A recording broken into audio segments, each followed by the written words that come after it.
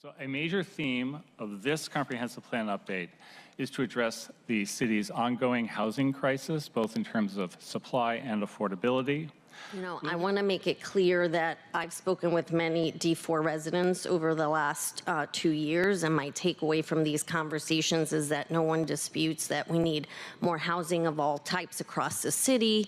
We have vulnerable populations that need homes. We have bus drivers and teachers and other workers that they want to live rightfully so where they work. And we have young people returning home who can't afford to rent or buy in the city that they grew up in. So the need is critical.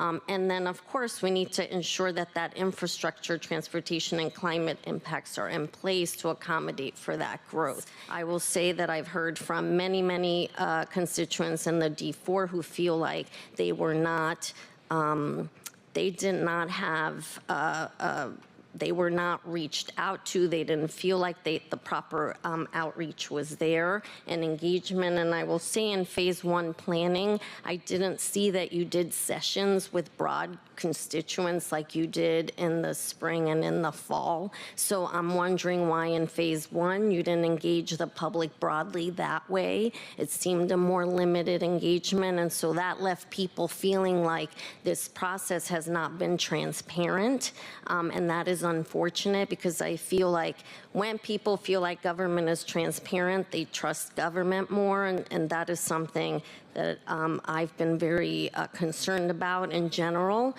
So I would say, just to address the general comment about being behind in the process, many moving parts.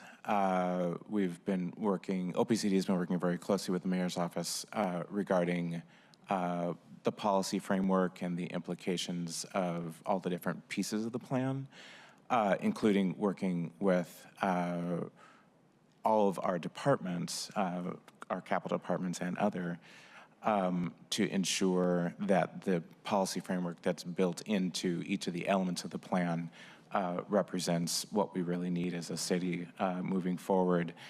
I think because of all of those parts and pieces, it's taken the time that it has taken over the last 2.5 years.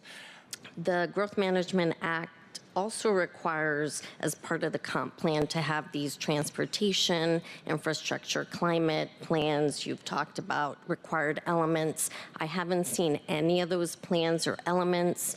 When will that get released for our consideration as we look at this holistic, comprehensive plan? That's factual, yeah. So the plan itself, including all of the topical elements on transportation, climate, and others, is available today.